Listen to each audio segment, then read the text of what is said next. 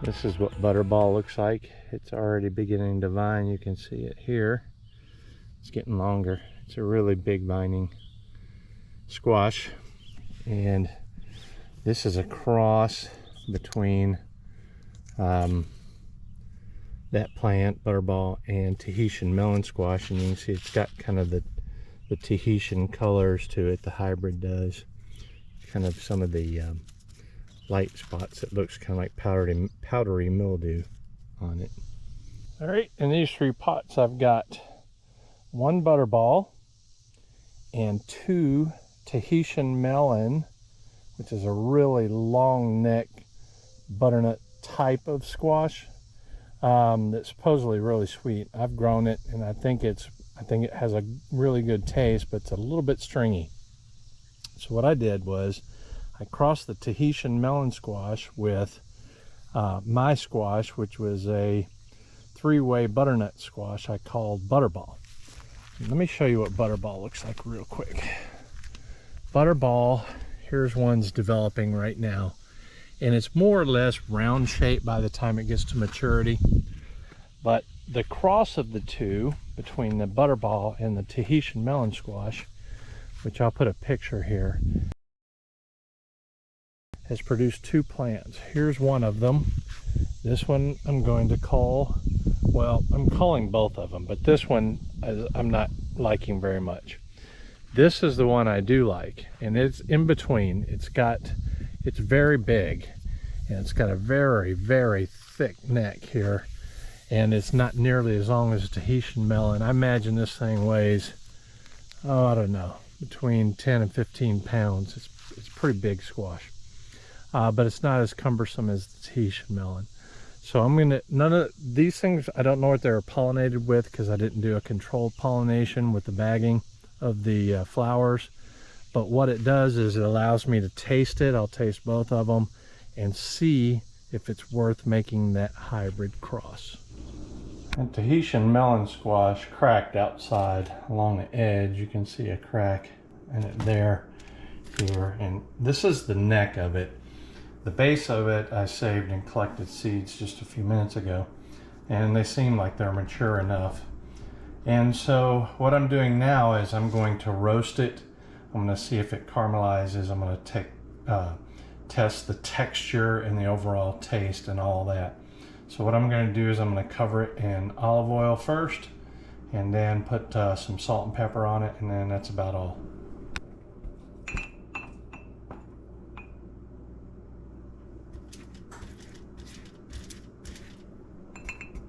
I did pat it dry so the oil would not be, so the oil would stick better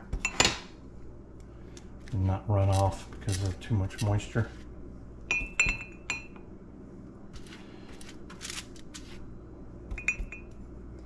I'll finish these on this side, flip them to the other side. Salting.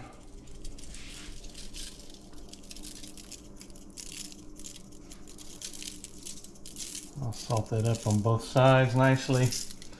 Put some pepper on it and toss them in the oven at 375 until it's fork tender. But a guesstimate of at least 30 to 45 minutes.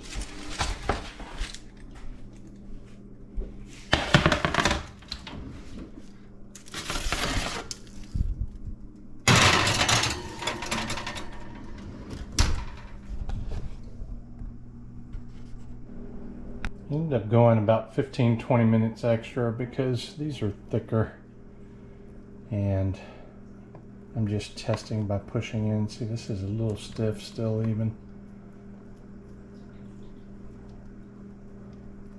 These are still good. This one's really good. I probably should put it back in there for a little longer because of some of them aren't quite as done. But I think I can sample the ones that are more done.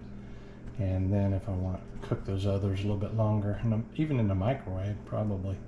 But I'm going to let them cool and then give it a taste test. All right, this is my lunch. It's actually a little after 1 p.m. I'm going to take this skin off here. I did this instead. I cooked it with the skin on so I didn't have to worry about it. It's I'll just remove it here. So the first thing I'm going to do is examine the texture. And the texture seems to be grainy. One thing I don't like, it's not smooth. Let me get a taste of it and see.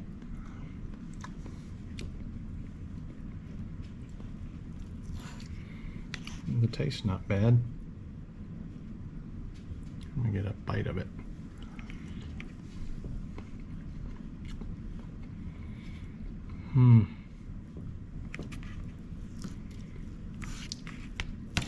Yeah, I'm gonna say this is not a keeper. It's not worth continuing the breeding. It's the texture primarily. The taste is okay. It's mildly sweet. It didn't have a chance to cure very much because of the crack. You know, they say that it gets better with several months in storage. It's a machata, like a butternut.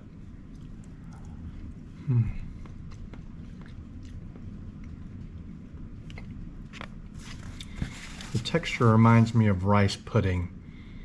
Kind of lumpy, not smooth and velvety. Definitely not sweet potato-like, and definitely not potato-like. So it wasn't the taste is okay. It's not very pleasurable texture-wise. So I think I'm going to discontinue this line, but I thought I'd share it with you. Brent, see you later. How long do we gotta stay here for people we don't know and want lies? All of the clothes are designer, fast cars and who knows who. Yeah, I know what they wanna say. They're gonna ask me if I'm gonna make it. I don't care if I'm gonna have to fake it, long as I can be